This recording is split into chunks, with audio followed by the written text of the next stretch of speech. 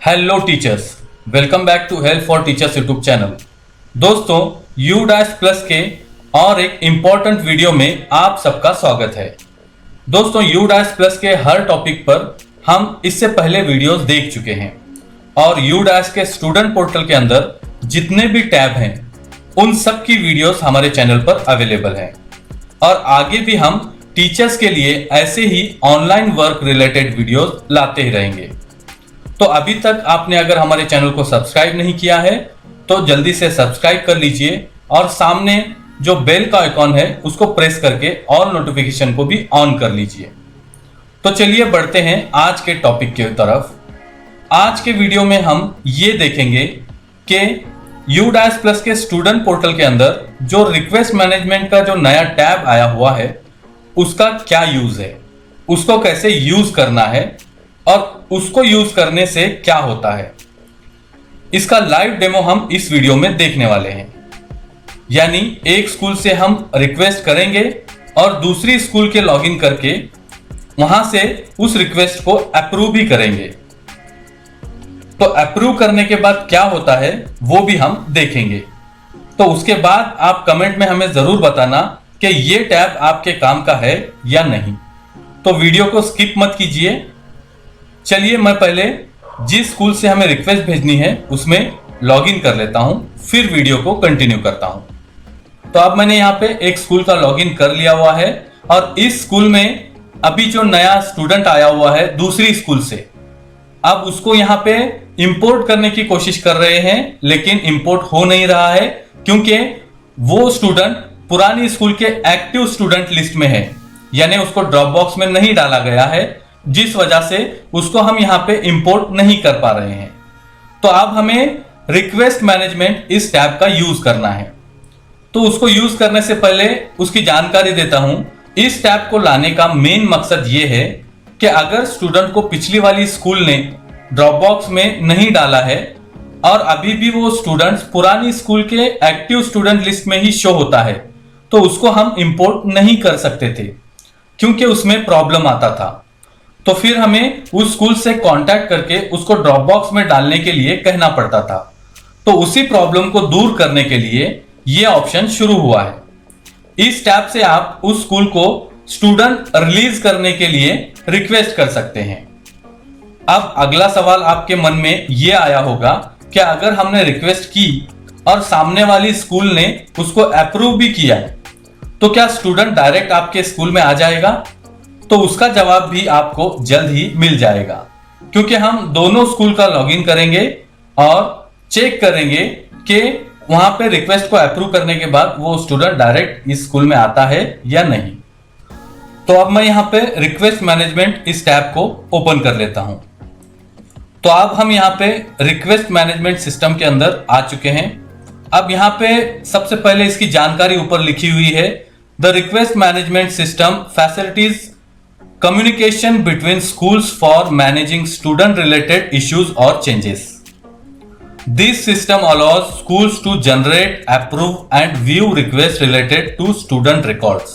अब उसके नीचे यहाँ पे 3 ऑप्शन दिए गए हैं। सबसे पहला जो ऑप्शन है वो जनरेट रिक्वेस्ट, यानी user can generate request based on the request type from this module.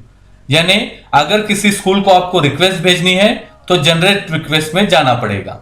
उसके बाद अप्रूव रिक्वेस्ट, यानी अगर किसी स्कूल ने आपके स्कूल को रिक्वेस्ट भेजी है तो यहां से उसको अप्रूव करना होगा। और तीसरा है व्यू रिक्वेस्ट, यानी आपके स्कूल को जो रिक्वेस्ट आए हुए हैं या आपने किसी स्कूल को रिक्वेस्ट की हुई है तो ये दोनों तरह की रिक्वेस्ट यहां पे शो होते हैं।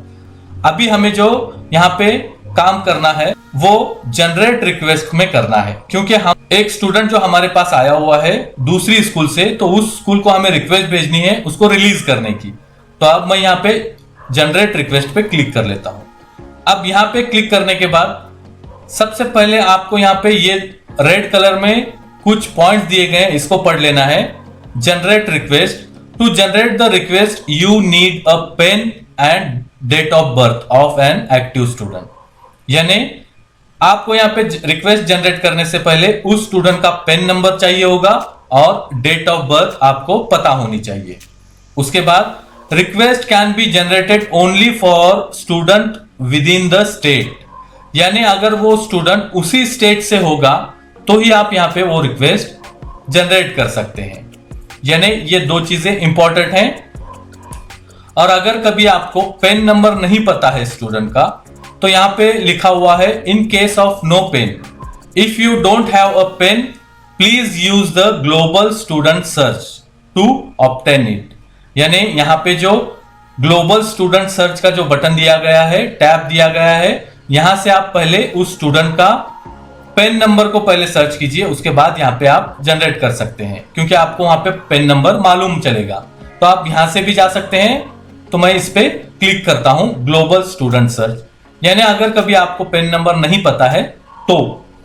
अब यहां पे ग्लोबल स्टूडेंट सर्च में आने के बाद 3 ऑप्शन होते हैं। पहला, अगर इस पे टिक करेंगे तो यहां पे आपको स्टूडेंट पेन डालना है और सर्च करना है उस स्टूडेंट को, लेकिन हमें पेन ही नहीं पता है तो आपको यहां पे सेकंड ऑप्शन है जिसमें स्टूडेंट का name as per school record डालना है और आधार नंबर डालना है और सर्च करना है, तो उस स्टूडेंट की डिटेल मिल जाएगी।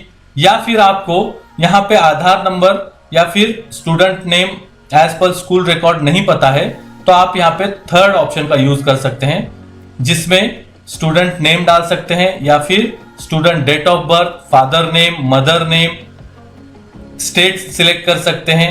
तो यहाँ पे अलग अलग ऑप्शन दिए हुए हैं, डिस्ट्रिक्ट, ब्लॉक, स्कूल वगैरह। तो यहाँ पे जो भी डिटेल्स मांगी गई है उसको डालकर आप यहाँ पे नीचे सर्च करेंगे, तो इन तीनों में से किसी भी ऑप्शन का आप अगर यूज करके इसको सर्च करेंगे तो वो स्टूडेंट की डिटेल आपके सामने आ जाएगी, वहां से उसका पेन नंबर आपको मिल जाएगा। अब मैं वापस यहाँ पे बैक कर देता हूं। अब ये चीजें तो हमने देख ली। अब हमें यहाँ पे स्टूडेंट का पेन नंबर और डेट ऑफ बर्थ डालना है, जो कि हमारे पास अवेलेबल है। तो अब मैं यहाँ पे पहले पेन नंबर और डेट ऑफ बर्थ डाल देता हूं और फिर वीडियो को कंटिन्यू करता हूं। तो अब मैंने यहाँ पे पेन नंबर और डेट ऑफ बर्थ डाला हुआ है और आप गेट डिटेल पे क्लिक कर लेते हैं। जैसे ही गेट डिटेल पे क्लिक करेंगे तो नीचे यहाँ पे स्टूडेंट्स की डिटेल शो होगी, जिसमें उस स्कूल की डिटेल भी होगी और स्टूडेंट की डिटेल भी यहाँ पे शो होगी। अब उसके बाद नीचे यहाँ पे सिलेक्ट रिमार्क लिखा हुआ है, तो यहाँ पे हमें क्लिक करना है और रिमार्क को सिलेक्ट करना है। Please release the student from the school records, ये एक ही यहाँ पे रिमार्क आता है, तो इसको हमने सिलेक्ट कर लिया हुआ है। और अब जनरेट रिक्वेस्ट पे क्लिक करना है, तो मैं यहाँ पे क्लिक कर देता हूं। रिक्वेस्ट सक्सेसफुली जनरेटेड और रिक्वेस्ट सीरियल नंबर भी यहाँ पे शो होता है और जिस स्कूल को आपने भेजा हुआ है वो भी यहाँ पे शो होता है। अब हमने ओके कर दिया, तो अब ये हमारी जो रिक्वेस्ट है ये उस स्कूल को चली गई है। अब मैं दूसरी स्कूल में लॉगिन कर लेता हूं और वहां पे आपको बताता हूं।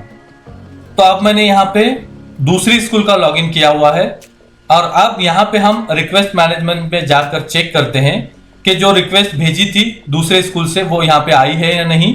तो उसके लिए व्यू रिक्वेस्ट पे जाते हैं और व्यू रिक्वेस्ट पे आने के बाद यहाँ पे आप देख सकते हैं एक रिक्वेस्ट यहाँ पे शो हो रही है जिसका सीरियल नंबर यहाँ पे बताया जा रहा है और किस स्कूल की तरफ से वो रिक्वेस्ट आई है वो भी यहाँ पे शो होता है और स्टेटस यहाँ पे अभी भी पेंडिंग में शो हो रहा है, यानी ये रिक्वेस्ट आई हुई है।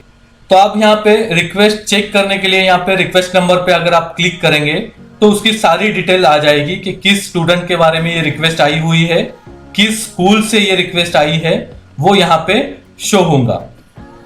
लेकिन यहां से सिर्फ आप इसको चेक कर सकते हैं, यहां से अप्रूव करने का बटन यहां पे नहीं आता है, तो मैं इसको कट कर देता हूं और अप्रूव रिक्वेस्ट में आता हूं। अब यहां पे अप्रूव रिक्वेस्ट में आने के बाद सेम उसी तरह से यहां पे उस रिक्वेस्ट का नंबर शो होगा, उस पे हम क्लिक कर लेते हैं।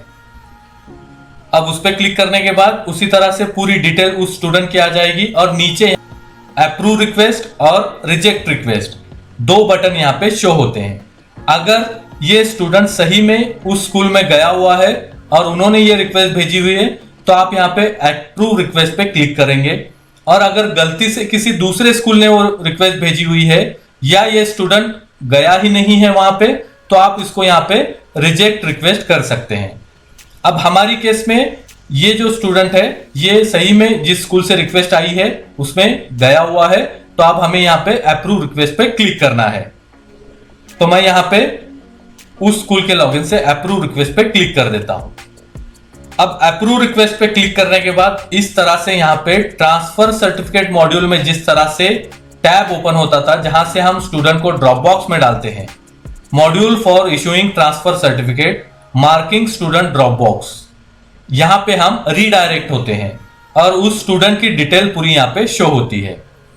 अब उसके बाद हमें यहाँ पे इस स्टूडेंट को ड्रॉप बॉक्स में डालने का ऑप्शन मिलता है, यानी अगर आप रिक्वेस्ट को अप्रूव करेंगे तो डायरेक्ट स्टूडेंट जो रिक्वेस्ट की हुई स्कूल है वहां पे नहीं जाता है, वो सिर्फ इसी स्कूल के ड्रॉप बॉक्स में जाता है और सामने वाली स्कूल को उसको वहां से इंपोर्ट करना होता है। यानी इस टैब का यूज यही है कि सिर्फ एक्टिव स्टूडेंट के रहने की वजह से अगर इंपोर्ट नहीं कर पा रहे हैं तो ये रिक्वेस्ट कर सकते हैं और रिक्वेस्ट करने के बाद उसको अप्रूव करेंगे तो वो स्टूडेंट ड्रॉप बॉक्स में चला जाएगा। तो ड्रॉप बॉक्स से आप स्टूडेंट को इंपोर्ट कर सकते हैं। अब उसके लिए नीचे यहाँ पे ऑप्शन दिया गया है left school already with TC और मार्क ड्रॉप आउट, लेकिन यहाँ पे लेफ्ट स्कूल करना है हमें क्योंकि ये स्टूडेंट लेफ्ट हो चुका है इस स्कूल से। तो इसके लिए मैं अब नीचे यहाँ पे left school already with TC इस पे क्लिक कर लेता हूं। Are you sure to initiate the TC left school already with TC process, और स्टूडेंट का नेम यहाँ पे शो हो रहा है। तो अब हमें यहाँ पे कंफर्म पे क्लिक करना है।